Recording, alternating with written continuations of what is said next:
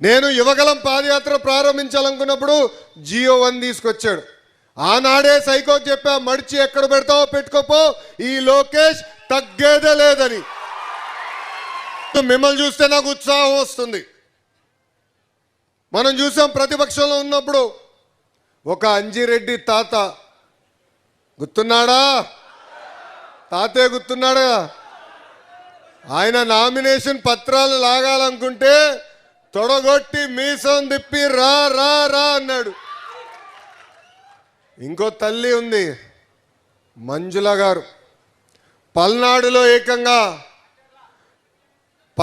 ఏకంగా ఆమె బూత్ దగ్గర కూర్చుని వాళ్ళు రిగ్గింగ్ చేయడానికి ప్రయత్నిస్తే అడ్డు తిరిగారు, కత్తులతో దాడి చేశారు, రక్తం కారుతున్నా కూడా అక్కడ కూర్చుని పోలింగ్ అయిన తర్వాతనే హాస్పిటల్కి వెళ్ళిన మంజుల గారే మీ లోకేష్కి స్ఫూర్తి. తోట చంద్రయ్య రోడ్డు మీద పడుకోబెట్టారు, ఏకంగా వాళ్ళ నాయకుడికి పార్టీకి జై చెప్తే వదిలిపెడతానన్నారు. కానీ చంద్రయ్య ఏం చెప్పాడు? జై తెలుగుదేశం, జై చంద్రబాబు నాయుడు అని చెప్పి ప్రాణాలే కోల్పోయారు.